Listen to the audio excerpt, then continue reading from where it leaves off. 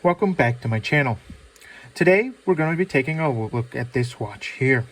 This watch in front of me has a very prominent airstreamed train on it. Now this train right here is actually the Burlington Zephyr. You can tell because of the headlights here and the very flat curved face, almost like half a cylinder.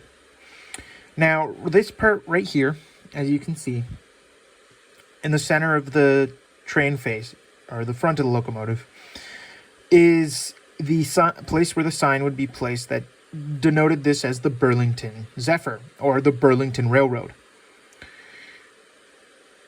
Now, this train here is an example of a 1950s Airstream train that ran on the Burlington Zephyr, the Mark Twain Zephyr, Injun Joe Zephyr, and a variety of other Zephyrs that ran on the Burlington line. It's on a parallel track here, as you can see. And it has ivy going along the side here, as well as a very beautiful engraving along the edge here that is very floral and leaves, as well as on the bow here, which has an olive leaf. On the edge of the case here, we can see a very rope-like engraving, as well as a beautiful polishing on the edge of the case. Here's the crystal. Now, if we look up here at the bow, or the pocket watch loop, or chain loop, however you want to describe it, or use the terminology for it, it has olive leaf engraving.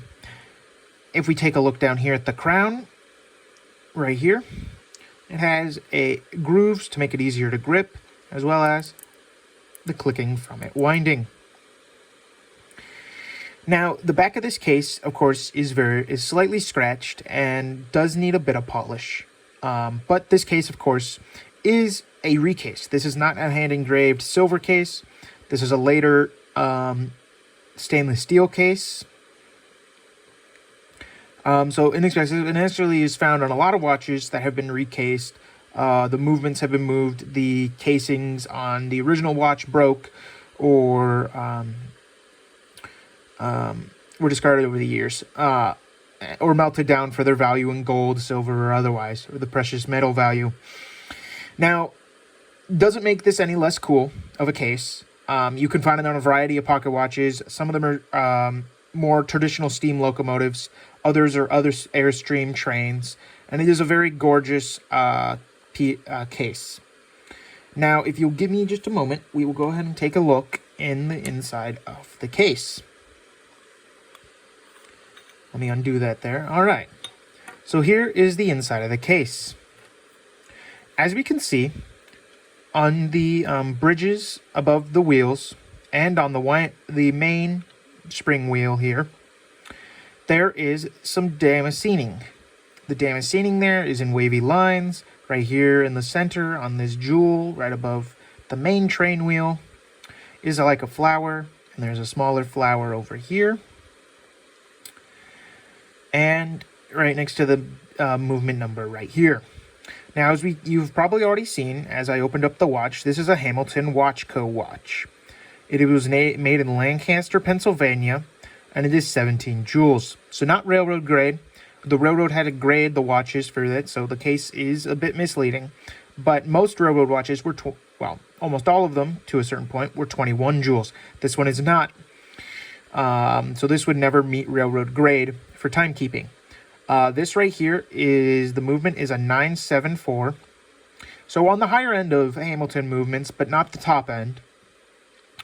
A very fine example of their watchmaking prowess, with how beautiful the movement is, how well it is put together, as well as, if we see right here, a very nice blued screw on this movement, and gorgeously polished screws all throughout, both on the bridges and the balance wheels and the winding wheels. The balance wheel here is a very gorgeous balance wheel that is polished to a degree as well, and there is a bit of flower embellishment or damascening right here on the balance wheel bridge. As well, it has the speed adjustment for the watch and the accuracy. And right here, it is an adjusted watch. It is both adjusted to shock and for temperature or other extreme conditions. Now, over the years, it probably has lost a lot of its calibration. So it isn't a perfect timekeeping instrument, but it gets the job done, even almost since it was made, actually, this movement in 1917, which is almost a little over 100 years, which is kind of crazy to think that that we can still see such masterpieces of craftsmanship that are older than 100 years. Heck, that's a whole human life, just about, or several generations. So, right here, the movement number is 1200850. And this denotes that this movement is a size 16 case. So that denotes that this movement is a size 16 case, as well as the 17 joules. So this movement number allows us to denote that. And this actual movement itself, for this specific type of watch or style of watch, there is around 2,000 for this specific watch of this movement made. But in the total production of this exact movement made by Hamilton, there was 197,500 of them produced. Now, the mainspring that runs this is a Breguet mainspring, so it is not a Hamilton-made mainspring.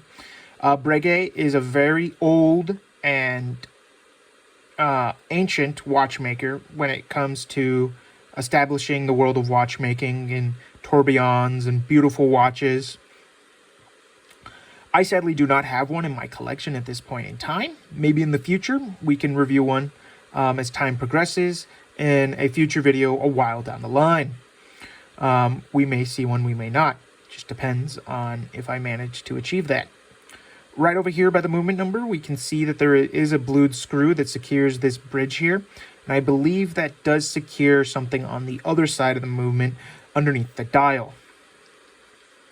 Here is the crown winding wheel and leads on the main wheel. This wheel, of course, leads into the train of wheels under here with the first train wheel, the third, and the second train wheel. And then, of course, we get the balance wheel right here with the balance spring. Now, if I go ahead and put this pencil down, the difference between this watch in my collection and the previous watch of the Hudson watch in the previous video is that this watch has actually been through service. And if I go ahead and wind it up right here, you'll see that this one actually works. And that absolute ticking motion is absolutely beautiful. And that sound is a lovely, soothing sound of a Hamilton 974 movement ticking. I'll let you soak that in for a moment. It's absolutely gorgeous sound.